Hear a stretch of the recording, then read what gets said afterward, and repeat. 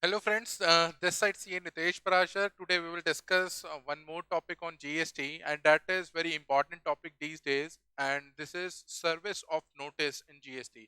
As we all know that we have already filed the GST annual return for the financial year 2017 and 18, and audit has also been done by the chartered accountants. Now the government is assessing the values which we have put in the GST and 9 and 9C, and they are now sending the notices to all the clients across India. And I think we should discuss the validity of that notice which they are serving to us.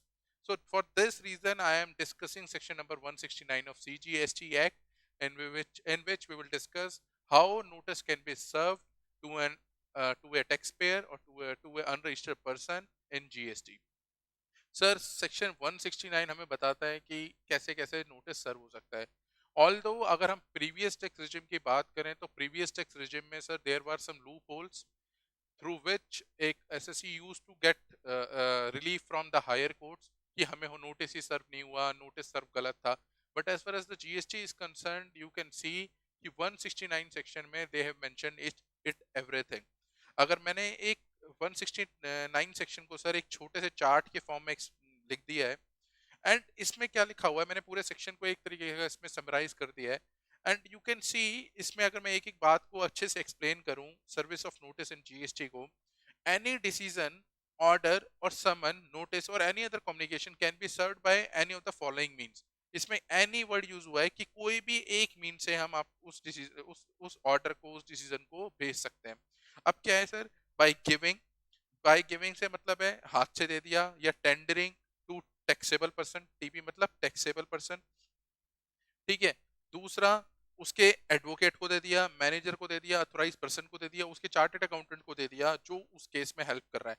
अगर ये चीज भी possible नहीं है तो any adult person of his family, कोई भी adult person जो भी उसकी फैमिली में होगा, अगर हम उसको भी नोटिस अगर गवर्नमेंट दे देती है तो सर वो सर्व्ड माना जाएगा.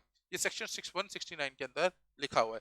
सर पहले स्पीड पोस्ट ही अलाउड होता था और रजिस्टर्ड पोस्ट ही अलाउड होती थी, लेकिन जीएसटी में दे इंक्लूडेड द कुरियर ऑल्सो. तो स्पीड पोस्ट और कुरियर भी इन्होंने दे हैव इंट्रोड्यूस. तो दिस इज सर ये पहले भी चलता था और अभी भी चलता है, दिस इज नॉट न्यू. लेकिन सर जो समथिंग जो जो चीज बड़ी इंपॉर्टेंट है वो है सर ये ईमेल आईडी. सर यूजुअली होता क्या है कि जिस कंसल्टेंट ने जीएसटी रजिस्ट्रेशन किया होता है वो ओटीपी के इशू के क्रिएट ना हो, इसलिए वो क्या करता है अपनी ईमेल आईडी दे देता है. तो sir it will create issue in the future, क्योंकि यहाँ पे लिख दिया है कि जो भी आपकी ईमेल आईडी है सर, अगर उस पे जब भी नोटिस आएगा सर वो माना जाएगा कि वो सर्व हो चुका है, चाहे उसमें कंसल्टेंट की ईमेल आईडी लिखी हो, चाहे डायरेक्टर की हो, चाहे किसी एम्प्लॉय की हो, चाहे किसी की. तो आई वुड सजेस्ट कि everyone should use their own email ID so that they can access the information from the department and they can see the communication क्या हो रही है क्या नहीं हो रही. सर कॉमन पोर्टल पे भी they can upload. Sir publication on local newspaper भी करेंगे अगर ये चीजें पॉसिबिलिटी नहीं रही. अगर ये भी नहीं हो रहा उसके बावजूद ये क्या करेंगे सर, लास्ट ऑप्शन के पास क्या बचता है sir, affixing of copy at the last known place. जो भी लास्ट नॉन प्लेस है उस टैक्स पेयर का, वो सर वहां पे भी नोटिस चिपका देंगे, अफेक्स कर देंगे. और सर अगर ये चीज भी पॉसिबल नहीं है तो सर एक लास्ट जो बहुत इंपॉर्टेंट हथियार दे दिया, मैं आई वुड से वो एक इंपॉर्टेंट पॉइंट दे दिया इन लोगों के पास गवर्नमेंट ने, वो ये है कि PO will affects the order on the department notice board. अगर वो अपने डिपार्टमेंट के नोटिस बोर्ड पे भी उसको लगा देता है तो it will be treated as कि it is totally serve on time. तो sir it's my humble request that we continuously we used to use the email address and the phone number of the consultants. So I would request each and everyone that we should use the client phone number and the email address so that they can get the communication directly. And these days there are many cases the notice has been generated by the GST department for non-filing of GST return, for wrong filing of GST return, excess credit claim, or for default in some rules and regulation of GST, and they are sending the notices. So that so it's my humble request that we should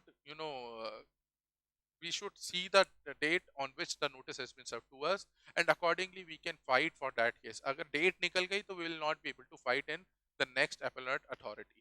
Thank you sir, I hope this video of 5 minutes will help you guys in understanding the section 169. Thank you.